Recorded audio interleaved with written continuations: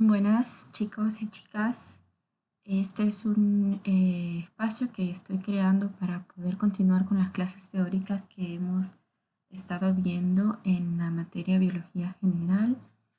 Como ustedes saben, estamos en una situación de cuarentena que ha sido algo ajeno a nosotros, ya que estamos ante una emergencia por el coronavirus o COVID-19, si vamos a hablar un poco técnico.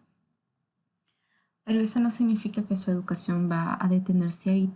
Entonces estamos usando algunas alternativas para seguir con las clases y bueno, decirles que es mi primera vez grabando una clase para un grupo grande, así que espero que comprendan que mis habilidades de edición no son tan buenas. Bueno, no es primera vez, pero sí con este programa que estoy utilizando ahorita. Y pues espero que a medida vaya grabando ciertos videos más, esto vaya mejorando y que sean un poco más interactivos. Por el momento pues vamos a hacer como una presentación clásica, pero para que ustedes vayan escuchando, observando y que vayamos avanzando en los contenidos de las temáticas que estábamos viendo. Y bueno, anteriormente habíamos hablado de las macromoléculas. Un repaso general es que estábamos hablando sobre elementos primarios, elementos secundarios, elementos traza, que fueron cosas que les pregunté en sus clases pasadas, ¿no? Como les decía, también fue algo que se les evaluó en el examen.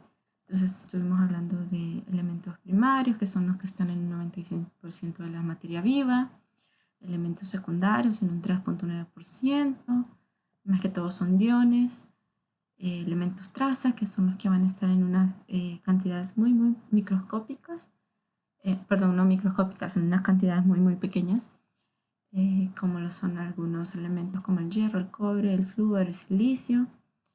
Y empezamos a ver carbohidratos, estuvimos hablando mucho de la señora pupusa, del señor pan dulce y de las calorías que nos aportan y de que este grupo de alimentos son la fuente primaria de energía para los organismos. Vimos un poco de su clasificación, de cómo se nombraban, un poquito de su composición química, hablábamos un poquito sobre las pruebas en los laboratorios, de los disacáridos, lo que se formaba cuando se juntaba una glucosa con una glucosa con una galactosa, una fructosa con una glucosa, que también fue pregunta de examen. Hablábamos también de los 4 tipos de polisacárido que están en mayor cantidad en la naturaleza, como es el almidón, la celulosa, el glucógeno y la quitina. También fueron preguntas de exámenes. Hablábamos de los componentes de almidón, de la amilosa y la amilopectina. Y bueno, empezamos también a hablar un poco sobre los lípidos. Hablábamos sobre la constitución química de un lípido, del glicerol y de que estaban constituidas por un ácido triacilglicérido. Estábamos hablando de la clasificación de estos en saturados e insaturados. También hablábamos un poquito sobre la composición de la membrana lipídica. En este caso hablábamos de los fosfolípidos como una macromolécula anfipática, que quiere decir que tiene un extremo polar y unas colas que son no polares, que son hidrofóbicas. Y hablábamos también de pigmentos, que dentro de ellos están los carotenoides. Y hablábamos de unos anillos de carbonos, principalmente 4 anillos de carbonos, que están constituyendo los esteroides. Y básicamente esto ha sido como un pequeño resumen de todo lo que hemos visto. Pero ahora quiero empezar con esta clase hablando un poquito de las proteínas. Como ustedes pueden observar y como ustedes se han de imaginar, cuando hablamos de proteínas, uno tiende a pensar en las carnes que consumimos, la carne de res, el pollo, el pescado, el huevo. Y básicamente son macromoléculas que están compuestas por unas unidades que se llaman aminoácidos, que son los componentes más versátiles de las células. Estas proteínas tienen varias funciones y se ensamblan de diversas formas. lo que permite participar en diferentes componentes estructurales tanto de células como de tejidos. También intervienen en varias funciones para favorecer el crecimiento y la reparación de los tejidos, como el mantenimiento del organismo, pues ya que muchas de estas actividades dependen directamente de las proteínas.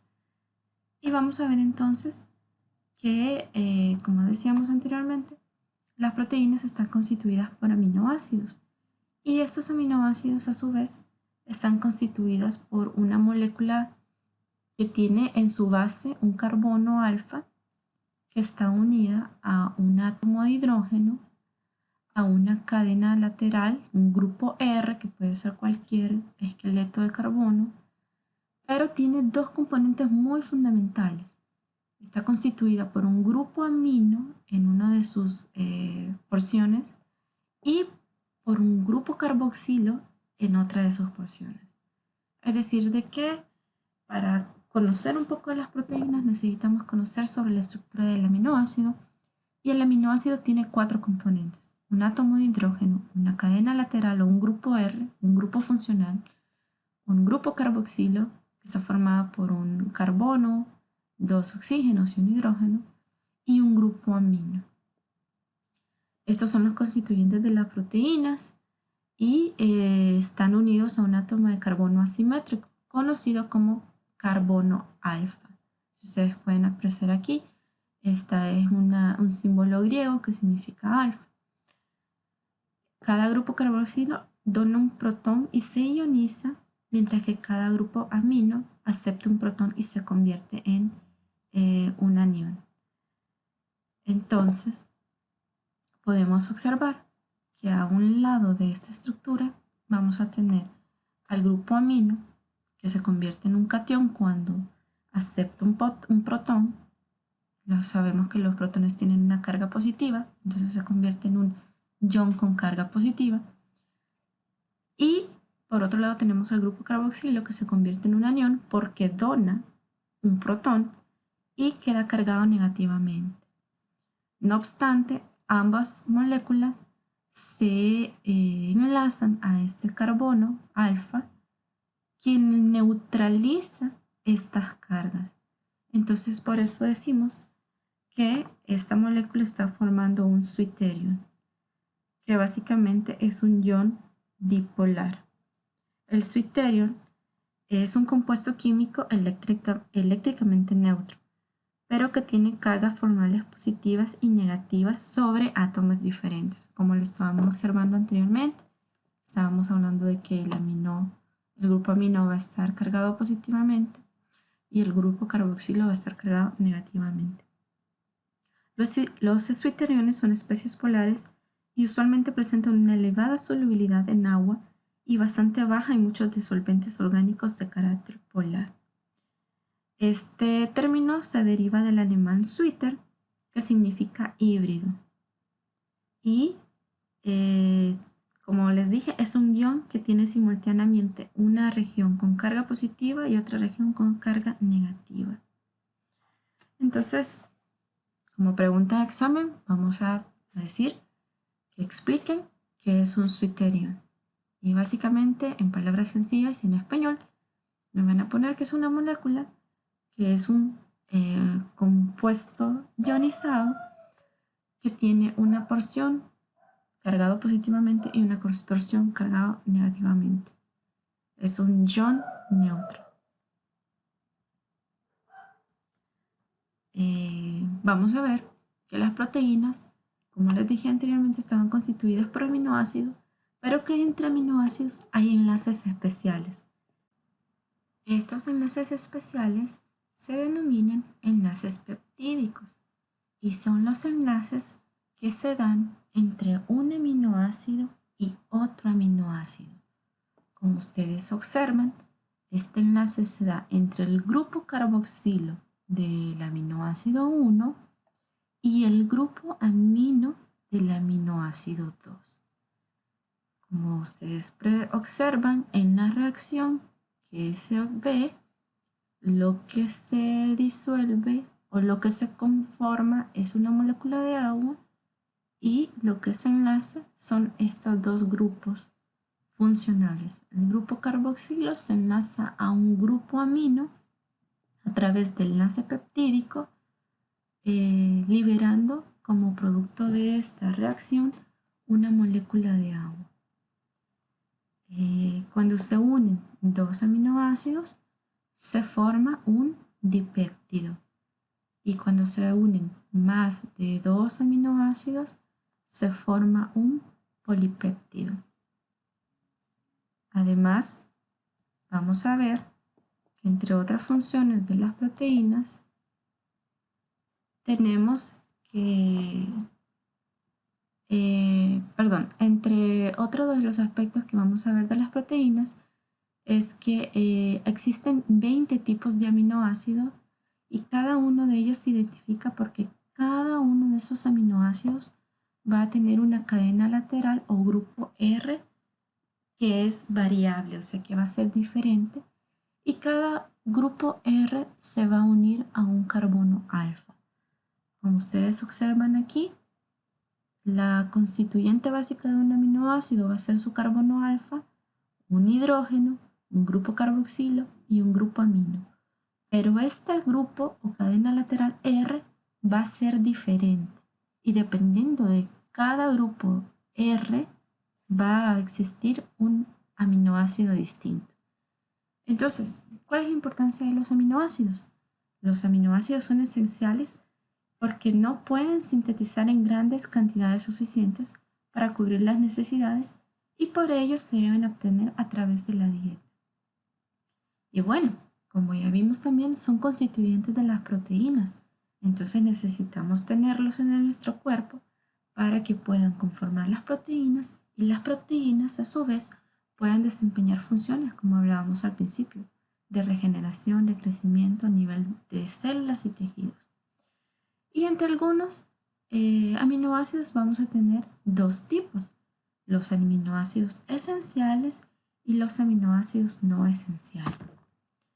Aquí vamos a ver algunos ejemplos de aminoácidos que tenemos aquí, por ejemplo, el caso de la glicina, la alanina, la valina, la leucina, la metionina y la isoleucina. Tenemos aquí la serina, la treonina, la cisteína, la glutamina, la asparagina, la prolina, la lisina, la arginina, la histidina, el aspartato, el glutamato, la fenilalanina, la tirosina y el triptofano. Y básicamente lo que va a ir cambiando en cada uno, si ustedes observan con atención, es esta cadena R, esta cadena lateral. No va a ser la misma en todos. Y bueno, ¿cuál va a ser su tarea entonces? Es averiguar, cuál es la diferencia entre los aminoácidos esenciales y los aminoácidos no esenciales. Y pasando a otro de las importancias de las proteínas, vamos a ver que ellas desempeñan una gran variedad de funciones. Y esas funciones se considera, y por esas funciones que realiza, se considera como una macromolécula estructural. ¿Por qué? Porque va a estar formando parte de muchos componentes dentro de nuestros organismos a nivel de células, a nivel de tejidos, a nivel de órganos. Y dentro de todos estos niveles va a estar desempeñando muchas funciones. Entre funciones que desempeñan podemos mencionar la función enzimática, ya que cataliza muchas reacciones específicas, reacciones químicas. Funciones de proteínas estructurales, porque fortalecen y protegen las células y tejidos, como les mencionaba al principio. Por ejemplo, el colágeno es una proteína que fortalece los tejidos animales. También hay proteínas de almacenamiento que contienen nutrientes y que son especialmente abundantes en los óvulos. Por ejemplo, la ovoalbúmina que se encuentra en la clara del huevo y en algunas semillas, como por ejemplo la ceína que se encuentra en los granos de maíz. Las proteínas de transporte, que son sustancias específicas entre las moléculas. Por ejemplo, la proteína hemoglobina de los eritrocitos lleva el oxígeno a otras células del cuerpo. Otras proteínas de transporte también permiten el paso de sustancias específicas, como recuerdan que lo vimos en clase. En la membrana hay un paso selectivo de sustancias y muchas de las proteínas que permiten ese paso selectivo son las proteínas del transporte. ¿Y qué sustancias pueden permitir pasar o no pasar? Pues pueden ser iones, glucosas o aminoácidos inclusive, a través de esta membrana. Hay proteínas reguladoras, que son hormonas proteínicas, por ejemplo la insulina, y también que controlan la expresión de genes específicos. Hay proteínas del movimiento que participan en los movimientos celulares como la actina y la miosina, que son los componentes estructurales del tejido muscular y que permiten que obviamente exista una contracción muscular, lo que le faculta a usted o le permite a usted poder realizar movimientos en su cuerpo. Y también hay proteínas de defensa que cumplen funciones de defensa contra invasores extraños. Por ejemplo, los anticuerpos que tienen una función en el sistema inmune y que en estos momentos ustedes deberían estar interesados en reforzar, ¿verdad? Porque necesitamos un sistema inmune que pueda ser capaz de combatir contra esos agentes patógenos que causan enfermedades que pueden invadir en cualquier momento nuestro cuerpo, como ¿quiénes? Actualmente el coronavirus. Entonces, como ven, las proteínas están haciendo esas funciones y hay proteínas que incluso nos están defendiendo de evitar este tipo de enfermedades. Y bueno, como en todo y como ustedes ya vieron en una de las tareas que les dejé en la plataforma, pues hay niveles de organización y también las proteínas no están exentas de eso. Y vamos a ver que las proteínas tienen un nivel de organización primaria, secundaria, terciaria y cuaternaria.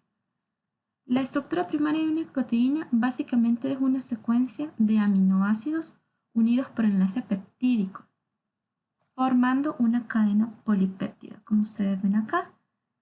Valga decir que cada una de estas iniciales es la inicial de cada uno de los nombres de los aminoácidos y esta estructura presenta una secuencia bien definida con un grupo amino en un extremo y un grupo carboxilo en el otro. Obviamente, entre ellos van a estar los enlaces peptídicos uniendo cada uno de estos grupos. Entonces, sencillamente es una estructura lineal de una cadena polipeptídica que está formando la estructura primaria de la proteína. Tenemos también la estructura secundaria. Esta estructura primaria hace como un doblez, como un doblemiento y forman estructuras regulares que se pueden definir como una hélice alfa o una lámina plegada B. En algunos libros también le van a encontrar como lámina beta plegada.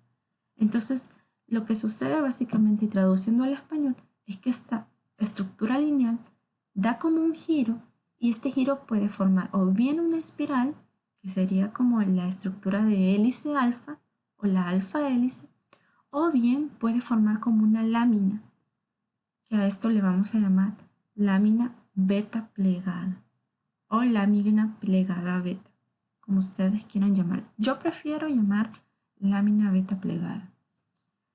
Esta estructura nuevamente se vuelve a enrollar y forma la estructura terciaria de la proteína que vamos a estar observando aquí. Y esta estructura terciaria de una molécula proteína corresponde a la forma global que toma por cada una de sus cadenas polipeptídicas.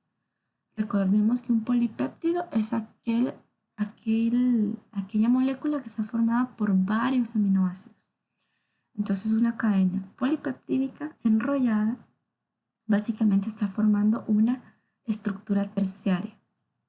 Y si ustedes ven aquí, la hemoglobina es una proteína globular que consta de 4 cadenas polipeptídicas, cada una de ellas unidas a una molécula que contiene hierro, un hemo. Entonces vamos a ver acá que esta es la estructura, que esta que está aquí arribita es la estructura terciaria de las proteínas. Porque esta que les estaba enseñando en realidad es la estructura cuaternaria. Esta se forma cuando muchas proteínas funcionales están compuestas de 2 o más cadenas polipeptídicas que interactúan entre sí de manera específica para formar la molécula biológicamente activa. Entonces, esta que está acá, como ustedes pueden observar, es la estructura terciaria y está formada por un polipéptido. Y la cuaternaria ya es un conjunto de diferentes polipéptidos. Entonces, en resumen, vamos a tener que la secuencia primaria de aminoácidos forma la estructura terciaria. Este da un enrollamiento, da un giro y forma una hélice o una lámina beta plegada, dando el nivel 2 o la estructura secundaria. Este a su vez forma una cadena polipeptídica, un péptido individual doblado, que esto es la estructura terciaria de la proteína, y al agrupamiento de varias cadenas polipeptídicas le vamos a llamar estructura cuaternaria, que básicamente son agregados de 2 o más péptidos o polipéptidos.